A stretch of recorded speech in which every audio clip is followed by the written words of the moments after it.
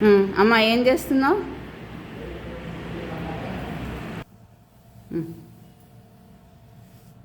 దీన్ని తిరగలు అంటారు.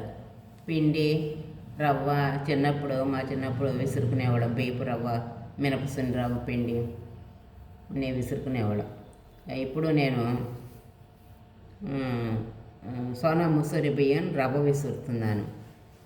చూడండి, కొద్దిగా పోసి కొద్దిగా పోసి అలా విసరాలి. బియ్యం కడిగి ఆరిపోసుకుంటే రవ్వ చక్కగా పడుతుంది. మరి పచ్చి బియ్యంతో విసురుకుంటే కొంచెం బరగ్గా వస్తుంది నూక. రెండోసారి మళ్ళీ విసురుకోవాలి.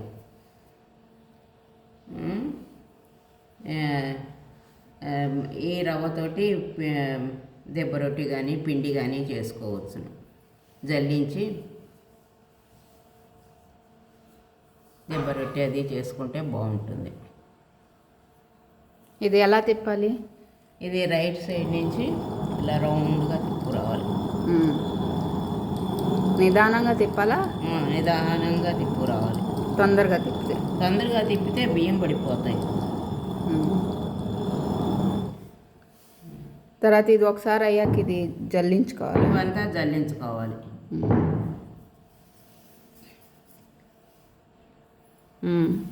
ఇలా విసురుకుని తింటే ఆరోగ్యానికి మంచిది. ఇలా విసురుకుని తింటే ఒంటికి ఆరోగ్యంగా ఉంటుంది, జీర్ణం అవుతుంది త్వరగానే. ఒకసారి దీంట్లో ఇంకేం విసురుకోవచ్చు? ఇది బియ్యపు రవ్వ, బియ్యపు పిండి, చారు పొడి, తర్వాత మినపసున్ని పొడి, మినపసున్నుండలు పప్పు వేయించి మినపసున్నుండలు పిండిలాగా విసురుకోవచ్చును. తర్వాత ఏమో కందులు విసిరేవారు పూర్వం తిరగల్లోను. తర్వాత ఏమో కందిపొడి చేసుకోవచ్చును తిరగల్లో. పూర్వం వాళ్ళందరూ మిక్సీలు లేవు, అప్పుడు వాళ్ళందరికీ ఇలా చేసుకుని తినేవారు, బాగుండేది. దీంట్లో మరి మిరపకాయలు వేయచ్చా? మిరపకాయలు కందిపొడి చేసుకునేటప్పుడు అది సపరేట్గా కలపాలి, కారం కలుపుకోవాల్సింది. తర్వాత నువ్వుల పొడి అవి ఏం కొట్టుకోరు. దీంట్లో నూనె జిడ్డెక్కుతుంది, తిరగదు. అందుకని నువ్వుల పొడి అది ఏం కొట్టుకోరు. దీంతో ఒక బియ్యపు రవ్వ అవి.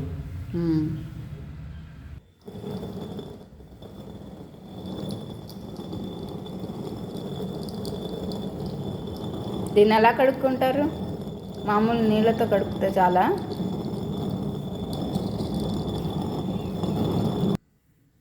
మామూలుగా నీళ్ళతో కడుగు వేసుకోవచ్చును. దీనికి సబ్బులు సరుకులు ఏమి వేయక్కర్లా. రవ్వ ఇలా విసురుకుని చక్కగా అందరూ ఆరోగ్యంగా ఉండండి తిని.